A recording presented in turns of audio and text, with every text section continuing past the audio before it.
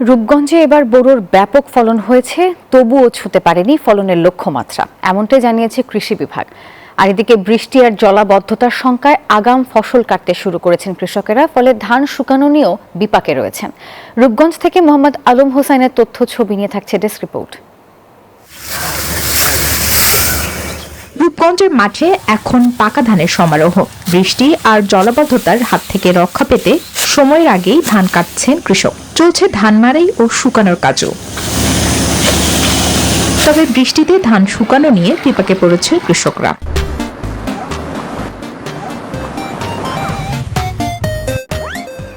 বৃষ্টির কারণে আমরা কোনো করতে পারছি না, বৃষ্টি লেগে শুকাইতে পারছি না, কোনো কিছু করতে নিতে পারছি না বাড়ি।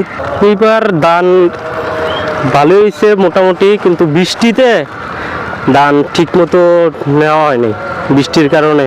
কৃষি বিভাগ বলছে এবারের ধান আবাদের লক্ষ্যমাত্রা ছুঁতে পারেনি। স্থানীয় অবৈধ খালগুলো উদ্ধার করা গেলে সেচ সুবিধা বাড়ানো যেত। এর মাধ্যমে বৃদ্ধি পেত ধান উৎপাদনও। আবাদের লক্ষ্যমাত্রা ছিল 5,000 হেক্টর, কিন্তু আমরা 4,200 হেক্টর পর্যন্ত আবাদ করতে পেরেছি। বাকি যে জমি সেটা আসলে বিভিন্ন আবাসন এবং শিল্পায়নের কারণে আমাদের যে খালগুলো ভরাট হয়ে গেছে, সঠিক সময়ে পানি না পাওয়ার কারণে এই বিভিন্ন কারণ মিলিয়ে আমরা সেটা আবাদ করতে সক্ষম হইনি। কৃষি বিভাগের তথ্য মতে চলতি মৌসুমে 4,200 হেক্টর জমিতে ধানের আবাদ হয়েছে। Desk report, news 24।